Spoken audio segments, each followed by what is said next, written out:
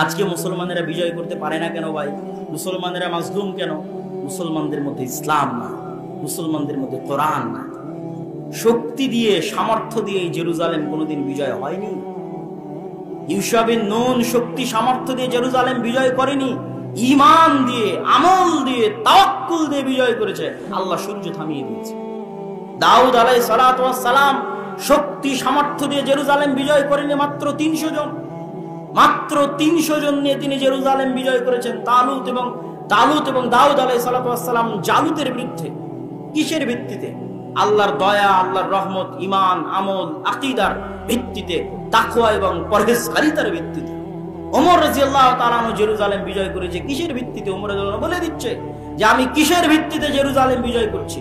না কাপড় চোপড়ের শান শওকত, না ক্ষমতার শান শওকত, না টাকা পয়সার ক্ষমতা, বরং ঈমানের জোর, আমলের জোর, আল্লাহ ভরসার জোর, আল্লাহ ভীতির জোর, তাকওয়া পরহেজগারিতার জোর। আর ওই তাকওয়া পরহেজগারিতা, ওই আল্লাহ ভীতি, ওই আল্লাহ ভরসা, ওই আমল, ওই আকীদা যতদিন পর্যন্ত মুসলমানদের মধ্যে না আসবে, ততদিন পর্যন্ত মুসলমানেরা যতই চেষ্টা করুক তারা জেরুজালেম, মসজিদে আকসা বিজয় করতে পারবে না।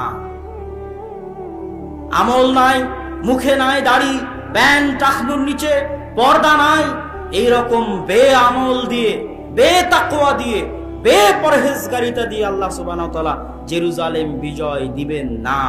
আল্লাহ সুবহানাহু ওয়া তাআলা ওই রকমই নেতা পাঠাবেন, ওই রকমই দায়িত্বশীল পাঠাবেন, ওই রকমই পরহেজগার কওম তৈরি করবেন, ওই রকমই তাকওয়াবান জাতি তৈরি করবেন, যাদের হাতে তিনি বিজয় দিবেন। যদি নাই হয় কোনোদিন, তাহলে ঈসা আলাইহিস সালামের সাথে, ইমাম মাহদির সাথে যারা তাকওয়া পরহেজগারিতা, আল্লাহ ভীতি, আল্লাহ ভরসা নিয়ে সামনে আগাবে, তাদের হাতে আল্লাহ সুবহানাহু ওয়া তাআলা বিজয় দিবে।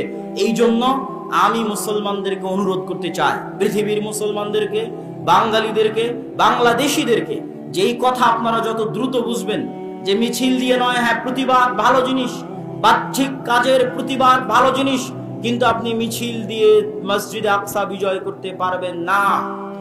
আপনি ফেসবুকে পোস্ট দিয়ে মসজিদে আকসা বিজয় করতে পারবেন না।